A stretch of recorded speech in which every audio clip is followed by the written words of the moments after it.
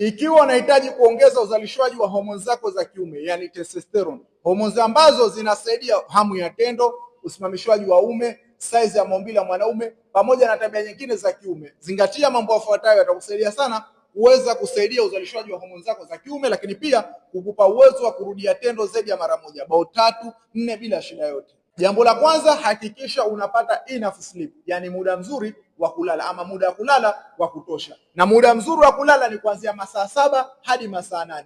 Hii ni kwa sababu ya kwamba unapopata muda mzuri wa kulala au muda wa kutosha kulala, homoni za kiume huwa zinazalishwa kwa wingi, na ndio maana wanaume wengi sana wanapoamka ambao wako rijali huwa maumbile yao yanakuwa yamesimama, au usiku wanapolala maumbile yao yanasimama. Hii inaashiria kwamba homoni za kiume zinazalishwa wakati wa usiku, na kama utapata enough sleep ya kutosha, basi lazima uzalishaji wa homoni zako za kiume zitaongezeka. Lakini jambo la pili, hakikisha unapata strength training, yani mazoezi ya kuongeza nguvu. Nikisema mazoezi ya kuongeza nguvu ni kama vile push up, Kegel exercise, planks, squats pamoja na mazoezi mengine ambayo yanakwenda kusaidia mwanaume kuongeza nguvu zake na hususan katika muscles zake. Kama utakuwa unafanya mazoezi haya, basi automatically unakwenda kupunguza kiwango cha mafuta mwilini, lakini pia unakwenda kusaidia mwili uweze kufunction uzuri, na hii itakwenda kusaidia uzalishaji wa homoni zako za kiume. Lakini jambo la tatu, hakikisha unapata good fats. Nikisema good fat, maana yake ni mafuta mazuri kwa ajili ya afya. Haya ni mafuta ambayo yanapatikana katika samaki,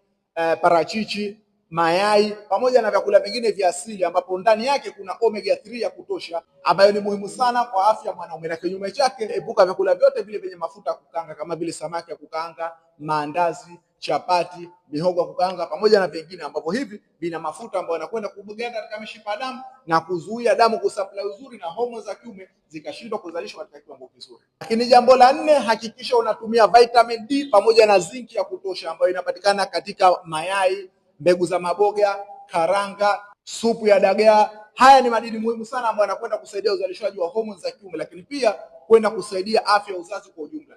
Lakini jambo la 5, reduce stress. Achana na msongo wa mawazo. Kama kuna kitu chochote kile kinakupa stress, achana nacho, kwa sababu unapokuwa na stress automatically mwili unazalisha hormones ambazo zinakuwa ziko against na hormones za kiume, na hormones zile zikizalishwa zinakwenda kuzuia uzalishaji wa hormones za kiume, na mwisho wa siku utajikuta changamoto ya upungufu wa homoni za kiume inazidi kuwa kubwa. Na jambo la mwisho, hakikisha unanifollow. Kama utanifollow, utanifuatilia, basi utaweza kupata vipindi vyangu ambavyo vinakwenda kukuelimisha namna gani unakwenda kuondokana na changamoto ya upungufu wa homoni za kiume pamoja na changamoto nyingine za kiafya.